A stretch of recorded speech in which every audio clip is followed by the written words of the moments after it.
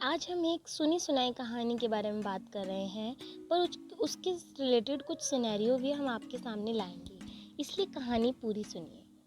आप सबने कछुए और खरगोश की कहानी तो ज़रूर सुनी होगी। आपको तो पता नहीं, मैंने तो कई बार सुनी है, लेकिन जितनी बार सुनती हूँ मुझे एक हमेशा नई ही सीख मिलती है इससे।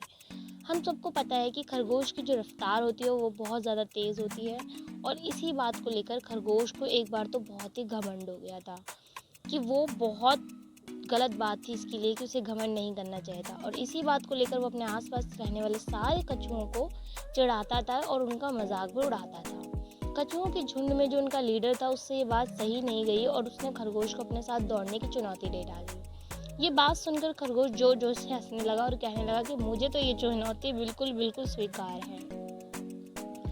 और दोनों दौड़ लगाने के लिए एक जगह पर आकर खड़े हो गए। जैसा कि सबको पता था, दौड़ शुरू होते ही खरगोश कछुए से कोसों आगे निकल गया।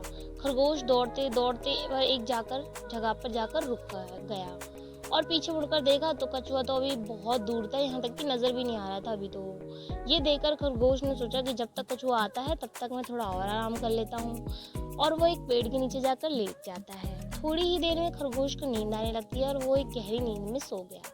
जब जागता है तो वो देखता है कि कछुआ तो उससे पहले ही सीमा पर पहुंचकर उसका इंतजार कर रहा होता है। मतलब कछुआ जीत गया और खरगोश हार गया।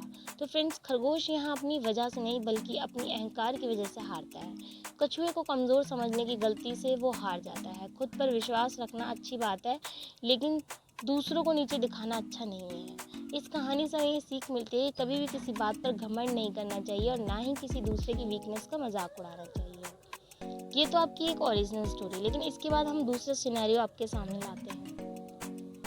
तो गौर गोपाल जी की दूसरी कहानी जो है उसमें यह है कि हमारी पहली और ओरिजिनल कहानी खत्म होने के बाद जहाँ खरगोश कछुए से हार जाता है और निराश होकर एक जगह बैठकर खुद को कोसता है कि मैं क्यों सो गया था, लेकिन एक बात खरगोश को पता थी कि अगर वो सोता नहीं तो वह जीत जाता।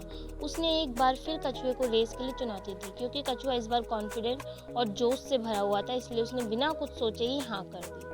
दोनों स्टार्टिंग पॉइंट्स पर आकर खड़े हो गए और रेस शुरू हो गई, और इस बार खरगोश ने कछुए को बहुत बुरी तरीके से, बहुत ही ज़्यादा बड़े अंतर से हराया। इससे हमें यह सीख मिलती है कि स्लो एंड स्टडी होना अच्छी बात है, लेकिन फास्ट एंड स्टडी हमेशा स्लो एंड स्टडी को हराकर आगे बढ़ जाएगा। इसलिए अगर लाइफ में जल्दी आगे बढ़ना चाहते हैं तो फास्ट एंड कंसिस्टेंट बने। दूसरी सीख हमें ये मिलती है कि पास्ट में हुई गलतियों को सुधारा जा सकता है, बस उसको एक अच्छे नज़रिए से देखने की ज़रूरत है।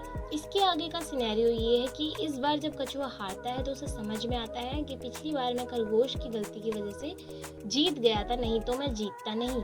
इसलिए अगर मुझे खरगोश को हराना है तो कोई दूसरी तरकीब सोचनी पड़ेगी, क्योंकि इस तरह से तो मैं इसे नहीं हरा पाऊंगा।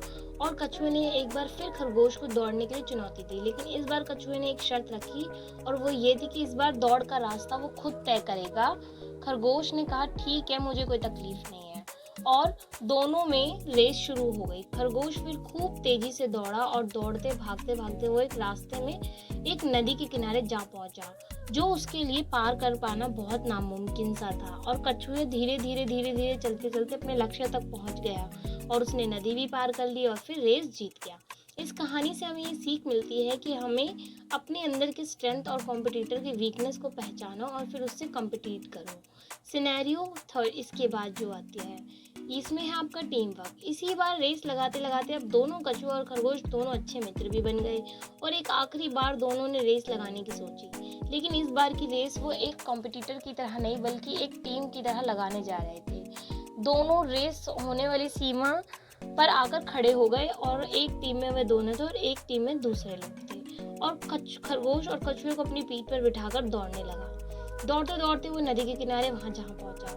अब यहाँ से कछुए ने खरगोश को अपनी पीठ पर बिठा लिया, और फिर जब दोनों नदी के बाहर निकल गए तो फिर खरगोश ने फिर कछुए को अपनी पीठ पर बिठा लिया। इस तरह वो जल्दी जल्दी दौड़कर लक्ष्य तक पहुंच गए। इस बार दोनों लक्ष्य पर पहुंचने में बहुत खुश थे, इतना खुश वो शायद पहले कभी नहीं हुए। इसलिए कहा जाता है कि हमें हर काम हमेशा टीम वर्क में करना चाहिए। जो काम आप टीम में रहकर एक दूसरे के साथ हाथ बटाकर कर सकते हैं वो आप अकेले कभी नहीं कर पाएंगे। इसलिए टीम वर्क भी करना बहुत ज़रूरी है। और टीम वर्क से आपको ज़िंदगी में और बहुत कुछ नया नया जानने और सीखने को भी मिलता है कि हम ऐसा भी कर सकते हैं एक साथ रहकर। और वैसे भी हमेशा से माना गया है ना कि एकता में हमेशा से बल रहा है। तो एकता में बल यानी यूनिटी में जब स्ट्रेंथ आ जाता है तो फिर बात जीतने की हो ही जाती है।